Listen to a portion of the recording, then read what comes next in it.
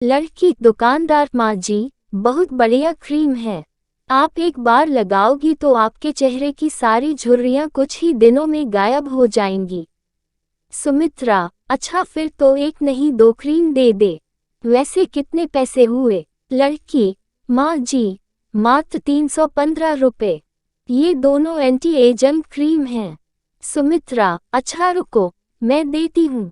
सुमित्रा मन में, अरे मेरे बटुए में सिर्फ 300 रुपए हैं, अब क्या करूं? सुमित्रा, मेरा घर बस थोड़ी दूर ही है, मैं फिर बाद में ले जाऊंगी, अभी तुम मुझे बाकी का सामान दे दो। तभी एक दूसरी लड़की दुकान में आती है। लड़की, एक सेकंड, ये लो 15 रुपए। सुमित्रा, पर बेटी, मैं तो तुम्हें जानती भी नहीं हूँ और तुम मुझे बिना जाने पैसे दे रही हो। लड़की, अब जान लीजिए। आंटी जी, वैसे मेरा नाम स्वीटी है, टेंशन मत लीजिए, वो मैं आपको देख रही थी कि आपको क्रीम पसंद आई है इसलिए। सिर्फ 15 रुपए की तो बात है, आप मुझे बाद में दे दीजिएगा। सुमित्रा, जीती रहो बेटी। वैसे तुम कहाँ रहती हो? तुमसे फिर मुलाकात करनी हो तो कैसे करूं? तुम्हारे पैसे भी तो देने हैं। स्वीटी, रुकिए आंटी जी, मैं आपको अपना फ़ोन नंबर देती हूँ। आप मुझे फ़ोन पर अपना घर का एड्रेस दे दीजिएगा, मैं आ जाऊंगी। इसी बहाने आपसे मिलना भी हो जाएगा। सुमित्रा, हाँ, ये ठीक रहेगा। लिख लो तुम मेरा नंबर। सुमित्रा पास में ही एक मोहल्ले में अपने बेटा और बहू वर्षा के साथ रहती है। सुमित्रा की बहू वर्षा एक गरीब घर से आई है, इसलिए सुमित्रा अपनी बहू वर्षा को पसंद नहीं करती। वो अपने बेटे की दूसरी शादी करना चाहती है, इसलिए वो एक अमीर घर की लड़की ढूंढ रही है। वर्षा ने तलाक देने से मना कर दिया। वो बहुत ही सीधी साधी है और गरीब परिवार की है। इस कारण उसने अपनी सास को कह दिया कि अगर वो दूसरी शादी करना चाहती है तो कर सकती है। उसे तो बस अपने पति के घर में रहना है, चाहे जैसी मर्जी रहे। उसकी मजबूरी है कि वो उस घर को छोड़कर नहीं जा सकती। इस घर के सिवाय वो आखिर कहाँ जाएगी? इसी मजबूरी में वो अपने दिन काट रही है। सुमित्रा, वर्षा, वर्षा, मेरी मेहमान आने ही वाली होगी, जल्दी से गर्म गर्म पनीर और आलू के पकौड़े तैयार कर। वर्षा, माँ जी, कौन आने वाला है? फोन तो किसी का नहीं आया है। सुमित्रा, है कोई? तुझे क्या मतलब? तुझे जितना कहा उतना कर। सुमित्रा, रवि बेटा, थोड़ा देर से ऑफिस चले जाना, मुझे तुम्हें किसी से मिलवाना है। रवि, मुझे पता है माँ, तुम फिर से शुरू हो रही हो, कोई ना कोई लड़की ही होगी। मैंने तुम्हें कितनी बार मना करा है कि मुझे दूसरी शादी नहीं करनी है। सुमित्रा, तू पहले ही अशुभ बातें निकाल दे अपने मुंह से। अगर तूने दूसरी शादी के लिए मना किया ना तो मैं अपनी जान दे दूंगी। तू अपनी माँ को चाहता है या नहीं? अभी सुमित्रा बात कर ही रही थी कि तभी स्वीटी आ जाती है। स्वीटी, नमस्ते आंटी जी, कैसी है आप? सुमित्रा, अरे आओ बेटी, घर ढूंढने में कोई परेशानी तो नहीं हुई ना? स्वीटी, नहीं नहीं आंटी जी, मैंने अपनी गाड़ी बाहर गेट के पास ही पार्क की है, तो कोई परेशानी तो नहीं है ना? सुमित्रा, अरे नहीं नहीं, परेशानी की क्या बात है, आओ बैठो। सुमित्रा, रवि बेटा, ये स्वीटी है, बहुत ही प्यारी बच्ची है। सुमित्रा स्वीटी के साथ बहुत मीठी मीठी बातें करती है। ऐसे ही अक्सर सुमित्रा स्वीटी को घर बुला लिया करती थी या फिर रवि के साथ उसके घर मिलकर आ जाती थी।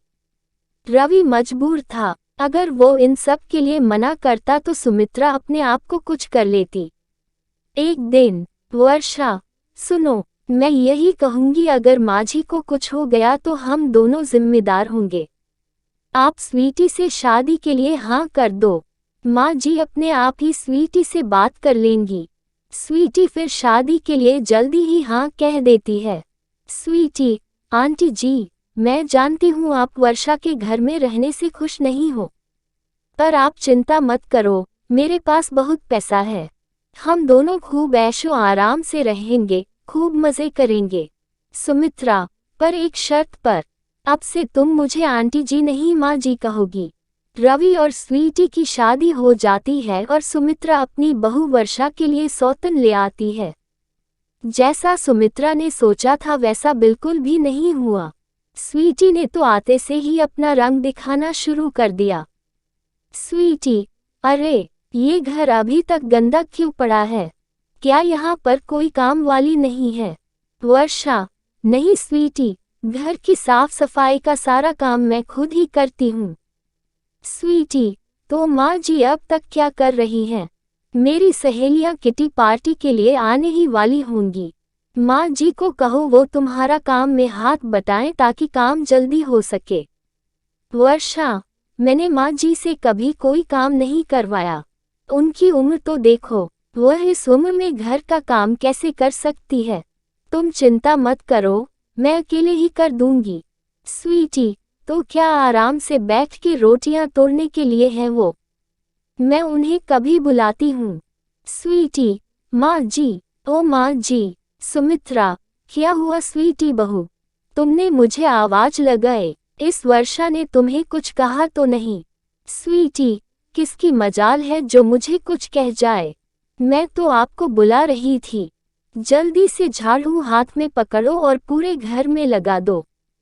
पूरा घर शीशे की तरह चमकता हुआ दिखाई देना चाहिए। अब आप ऐसे इस तरह बैठी रहेंगी तो घर के काम कैसे होंगे? सुमित्रा, कैसी बातें कर रही हो स्वीटी बहू? जब से वर्षा बहू आई है, मैंने घर के किसी काम को हाथ नहीं लगाया। मैं तो घर के काम करना कब का भूल चुकी हूँ। स्वीटी, तो अब कर लो, अभी तो कर सकती हो। मुझे कुछ नहीं सुनना, चुपचाप घर का काम कीजिए। ऐसे इस घर में कोई नहीं रह सकता। सुमित्रा सोच में पड़ जाती है। उसने अपने पैरों पर खुद ही कुल्हाड़ी मारी थी। वर्षा जैसी बहू के होते हुए उसने स्वीटी जैसी लड़की को अपनी बहू बनाया जिसकी वजह से आज वो इस उम्र में घर के काम कर रही थी। स्वीटी की सहेली, क्या बात है स्वीटी? तेरी तो दोनों नौकरानी बिल्कुल बेकार हैं। इन्हें तो जैसे घर के काम ही नहीं आते। देख इस बुरी नौकरानी ने मेरी साड़ी के पल्ले पर दाल गिरा दी। स्वीटी, क्या? रुक मैं अभी इन्हें सीधा करती हूँ। स्वीटी, तुम्हारी हिम्मत कैसे हुई मेरी सहेली की साड़ी को खराब करने की? अब तुम भूखी रहोगी, तुम्हें पूरा दिन कुछ खाने को नहीं मिलेगा। तुम्हारी यही सजा है। रवि कहीं बाहर गया हुआ था। उसके पीछे ही स्वीटी ने सुमित्रा और वर्षा को बहुत परेशान किया। सुमित्रा भूखी प्यासी घर के काम कर रही थी तभी वर्षा चुपचाप उसके लिए खाना लेकर जाती है। वर्षा, माँ जी ये लीजिए, खाना खा लीजिए, आपको भूख लगी होगी। सुमित्रा, वर्षा बहू, ये खाना तो तुम्हारा है और तुम मुझे दे रही हो, फिर तुम क्या खाओगी? वर्षा, माँ जी, मुझे भूख नहीं है। मेरे से ज़्यादा आपको खाने की ज़रूरत है। आपको अपनी बीपी की दवाई भी लेनी होती है ना? आप ही खाना खा लो। सुमित्रा, मेरे से कितनी बड़ी गलती हो गई। मैं अपनी बहू की सौतन ले आई। सुमित्रा, हे भगवान, मेरी गलती को क्षमा कर देना।